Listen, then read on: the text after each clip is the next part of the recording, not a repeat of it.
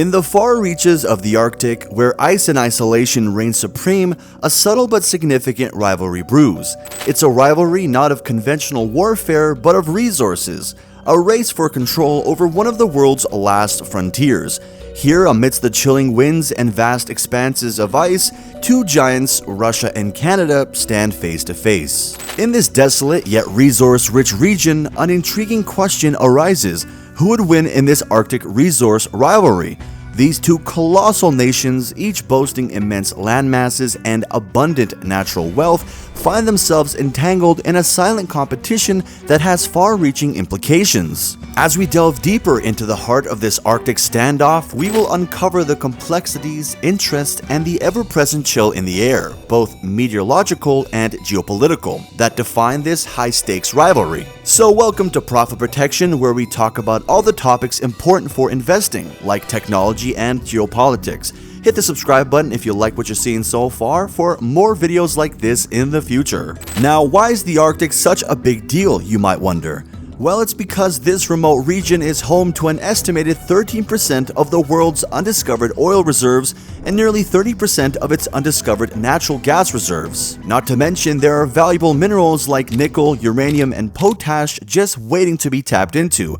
As global energy demands continue to rise, the Arctic's vast resources have become the focus of intense competition, sparking a whole new era of resource exploration. But when it comes to history and interests, Russia and Canada have deep historical ties to the Arctic thanks to their enormous territorial boundaries. Russia's Arctic interests date back centuries, with explorers like Ivan Krusenstern and Dmitry Laptev mapping the coastlines in the 18th century. In a bold move in 2007, Russia even planted its flag on the North Pole seabed, basically saying, "This part of the Arctic is ours." This move was a clear sign that Russia intended to secure control over the region's resources and shipping routes. On the other hand, Canada has always seen the Arctic as an integral part of its national identity. Its northern territories cover a significant portion of the Arctic, plus the Northwest Passage, a potentially lucrative shipping route, runs through Canadian waters. Canada's interest in the Arctic is deeply rooted in its commitment to environmental conservation and the well-being of the indigenous communities living there. Both Canada and Russia are active participants in Arctic governance bodies like the Arctic Council. They collaborate on important regional matters, including environmental protection and resource management. But as competition for Arctic resources heats up, their historical claims and interests have taken center stage in this icy standoff.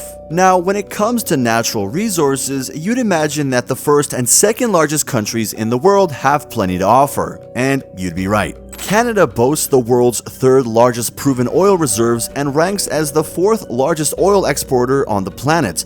They're all about oil sands and conventional reserves, mainly found in places like Alberta, Saskatchewan, and Newfoundland and Labrador. Russia, on the other hand, is also a big oil player with substantial reserves. Their primary production areas include Siberia and the Arctic region, and they're dealing with a mix of conventional and unconventional reserves. While both countries are major players in the global oil and gas scene with extensive reserves and export capacities, there's a bit of a difference in how they extract it. Canada leans on oil sands, which have some environmental concerns, while Russia relies more on conventional reserves. In the realm of natural gas, Canada ranks 5th globally in production and exports its abundant supply to the US and other international markets. They've got significant production hubs in Western Canada, especially Alberta and British Columbia. Meanwhile, Russia is the world's leading natural gas exporter, serving as the go-to source for Europe and Asia, thanks to their massive reserves in Western Siberia. Both nations have substantial natural gas reserves and actively engage in international markets. However, Russia's role as a major European supplier gives them some serious geopolitical clout, while Canada mainly focuses on North American markets. Then, when it comes to minerals and metals, both Canada and Russia are rich in resources. Canada is a heavyweight, being a top producer of potash, uranium, diamonds, gold, and iron ore, with mines scattered all over the country. Russia, not to be outdone, boasts immense mineral wealth, including nickel, copper, platinum, and rare earth metals. While there's some overlap like gold and nickel, Canada's niche is in uranium and potash, whereas Russia excels in platinum and rare earth metals. Forest resources are another area where both countries shine.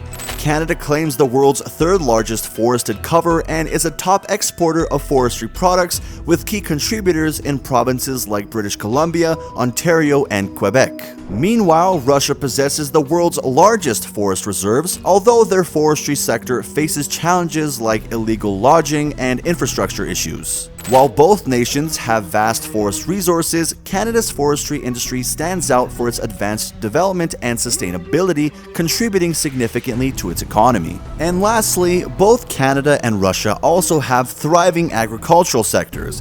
Canada's agricultural landscape is diverse, with a mix of crops like wheat, canola, beef, and pork.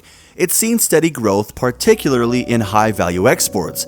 On the other hand, Russia's agricultural sector is making a comeback, focusing on crops like wheat, sugar beets, and dairy products. Canada has established a strong position in international markets for high-value crops, while Russia is in the process of ramping up its agricultural production. Now, let's dig deeper into the heart of this rivalry between Canada and Russia, where some seriously valuable treasures are up for grabs. The Arctic is practically swimming in oil and natural gas.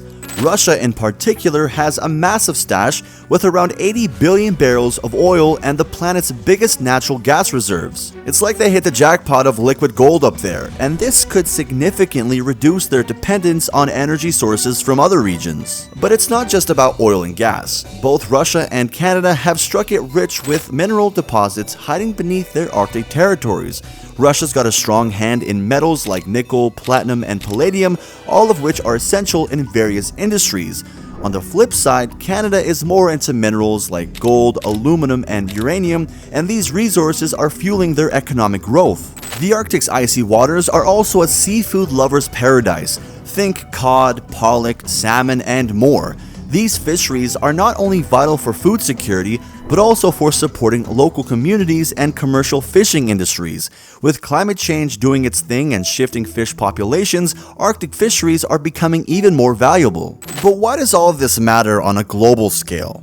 Well, the outcome of this Arctic rivalry isn't just a Cold War, it could have major consequences worldwide. First off, tensions within the Arctic Council are on the rise as Canada and Russia assert their interests.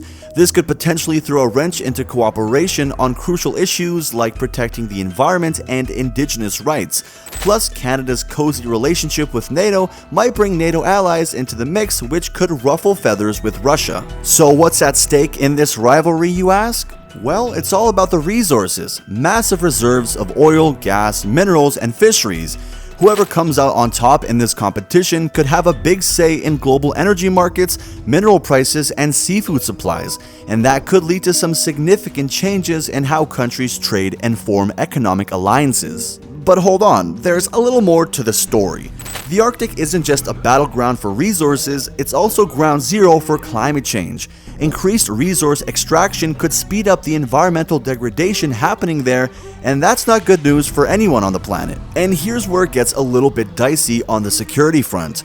Military activities in the Arctic are on the rise, and if one side wins definitively, they might want to flex their muscles with military might. That raises security concerns in the region. Plus, we've got nuclear-powered icebreakers and submarines in the mix, introducing the whole nuclear deterrence angle, which adds a whole new layer of complexity to global nuclear security. In terms of military strength, Russia has dedicated more resources to this aspect. However, it's important to note that Russia's actions in Ukraine and Canada's NATO affiliation have created a cautious environment in which Russia must tread carefully in its dealings around Canada's territory. From an economic standpoint, Canada holds an advantage with a higher GDP and its cooperative approach in international politics. This could potentially position Canada favorably in the global economic landscape. Regarding resources, there's not a significant difference between the two countries. It's now a matter of how much they can export and who their customers are. Russia, facing Western sanctions, has been forced to seek alternative buyers in China, Saudi Arabia, and other non-Western aligned countries.